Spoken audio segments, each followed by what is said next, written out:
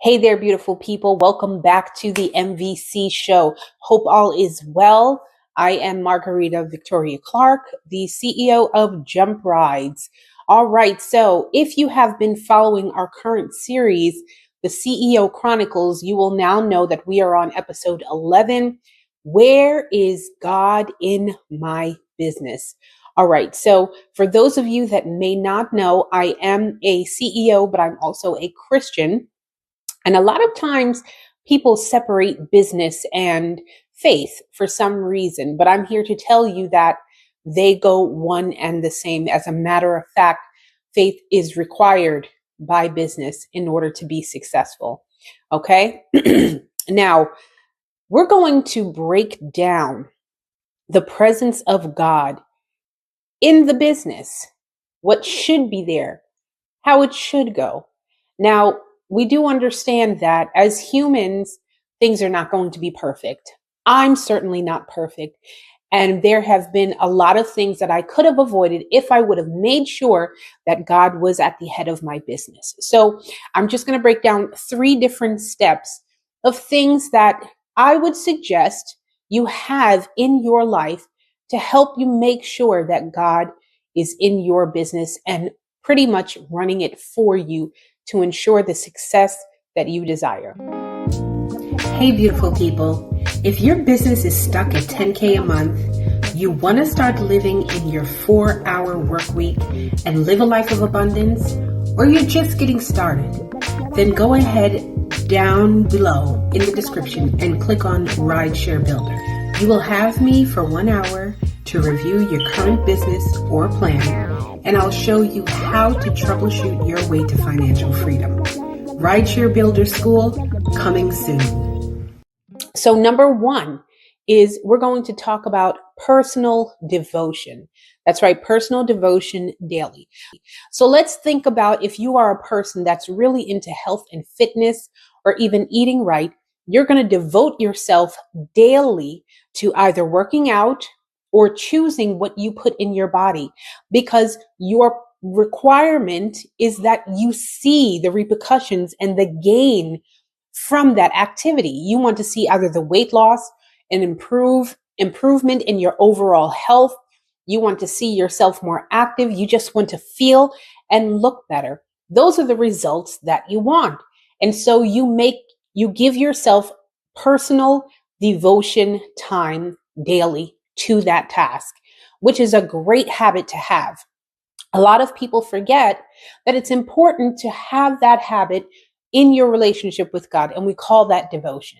So I myself, before I get out of the bed, my eyes pop open, and the first thing I do is I put my headphones in and I turn on my Spotify and I listen to my devotion music.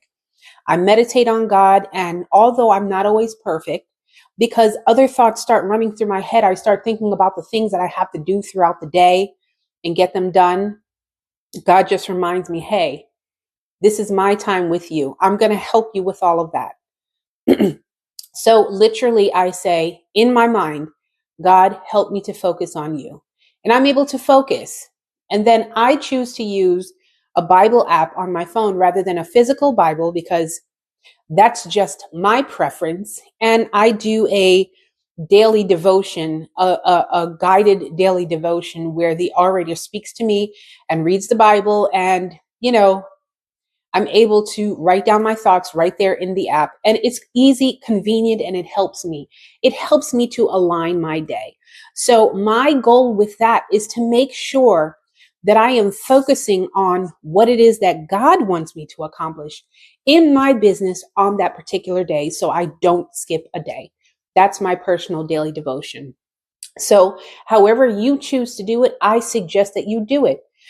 Find a way that works for you to devote to your time with God, just like you would do with your health, with your diet, with your working out, with your school, whatever it is. You dedicate yourself in a certain way to receive the optimal results. Next thing, are you listening more than you are requesting? This is something very important. Let's think about relationships with people that we love, or even just people that we know that are close to us. When you're in a conversation with a person, there's two things that can happen when someone is speaking to you. You can hear them or you can listen to them. Now, a lot of people might say, well, that's the same thing. Actually, it's not. If you've ever paid attention, sometimes we can hear people audibly, but our brain is not intaking the information that they're trying to give us, because the difference is actually paying attention.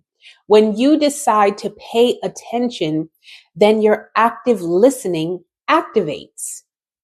And that's when you start to retain whatever wisdom is being given to you. So it's the same thing when you spend time with God.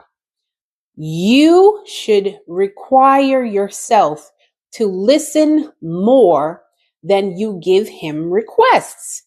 There's nothing wrong with asking God for things. There's nothing wrong with asking questions, having a conversation, because that's what he's there for. But if you are not listening to the answers, how will you get the answers that you desire? So that's another important step. And this is all part of a relationship. If you have a relationship with someone, that means you are actually relating to them by receiving the information that they're giving you, and vice versa. Okay, so don't think that God doesn't listen to us. But remember, if we want him to be the head of our business and show us how to get to those optimal results that we're dedicating ourselves to daily, you have to listen to the instructor.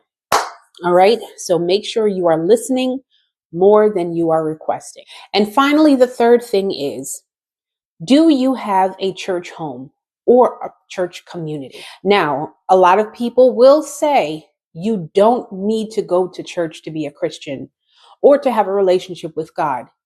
You are 1000% correct. You do not have to go to church. You do not have to be part of a community. But I want you to think about this, and I'll always use real life situations so that you understand the point that I am making.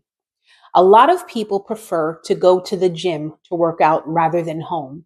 Why? Because they feel more motivated to work out.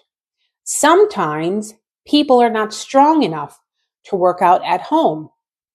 Or some people prefer to do active classes. So like, for instance, myself, I go to a Zumba class every Monday at the YMCA. And it makes me feel good because even though I get so burnt out in the class and tired, when I look at all of the ladies around me that are doing the same thing and we're all pushing together, I get motivated to continue and finish that hour of Zumba. And then I'm able to get my ultimate results.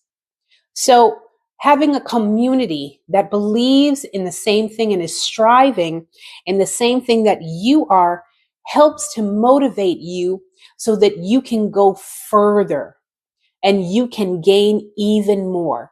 It's the same thing with a church. So in anything in life, if you need some additional motivation, or if you say, you know what, I may have something to share with others, having a church community will not hurt. It will help. Of course, it is important that you be careful with which community you choose to join, because we have to understand that people are people, no matter what. The same thing goes for an exercise class. Sometimes that level of exercise is not for you. So you can find a different class to be a part of so that you can feel motivated by that instructor and by those students around you. So again, having a church community will be great for you and for your business. By following these 3 steps, you are totally insured to have a stronger relationship with God. And day by day, as you grow into it, you will see optimal results in your business.